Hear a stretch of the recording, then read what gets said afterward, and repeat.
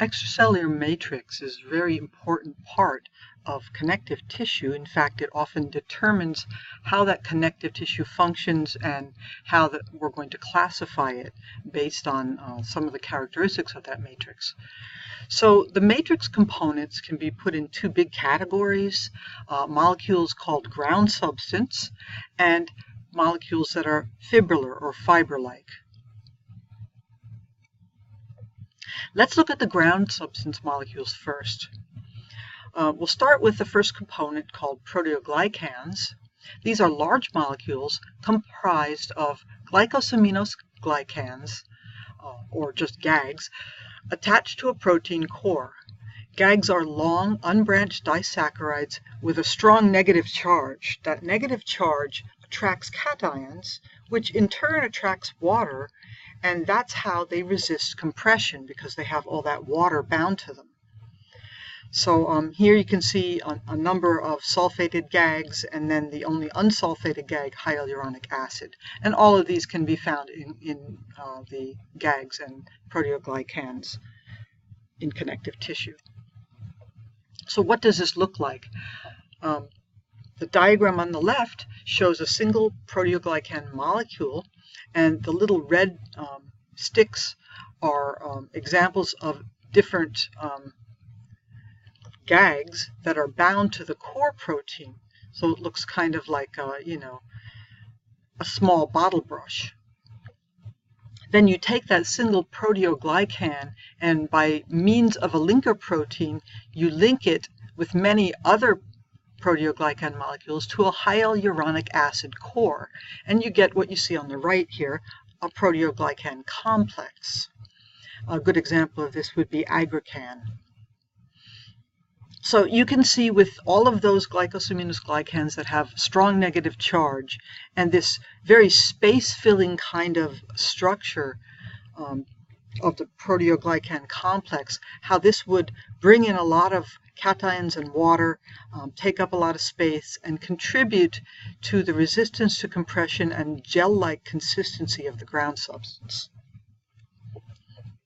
This diagram really just shows a kind of a high mag of how those little linker proteins link the core proteins to the hyaluronic acid backbone.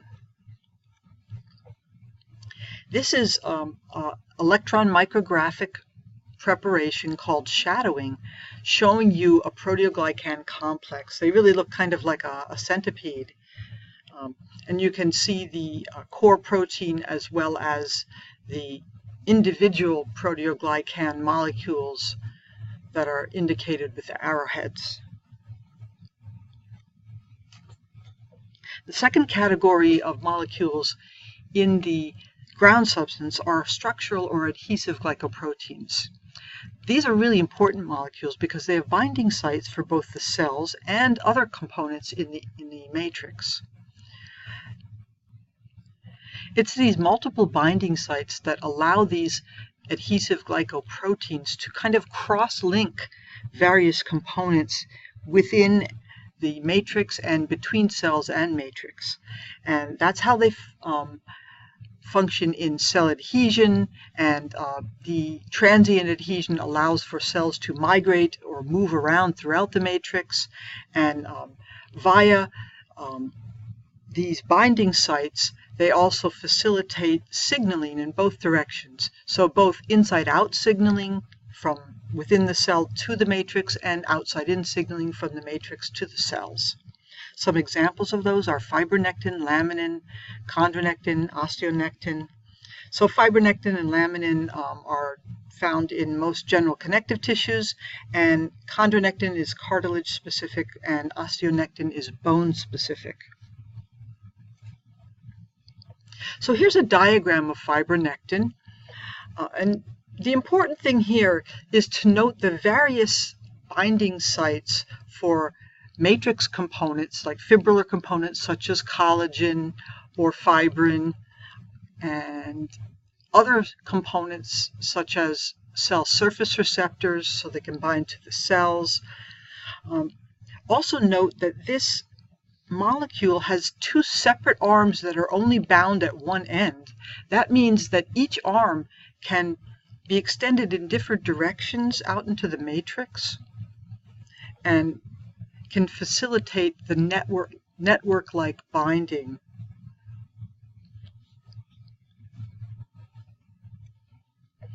Another example of these proteins is laminin.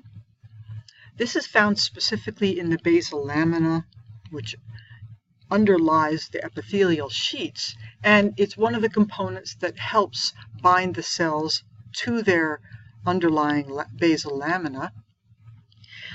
If you look at this diagrammatically, you can see that you also have binding sites for collagen, as well as heparin and intactin. Intactin is just another matrix component.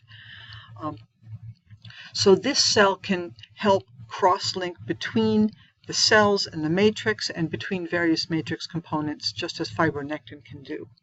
And you can see how this kind of cross-like configuration would facilitate cross-linking. The final component of ground substance is tissue fluid. Tissue fluid is derived from the blood plasma and therefore has a similar composition to it. This is the media in which nutrients and wastes are transported throughout the connective tissue compartment.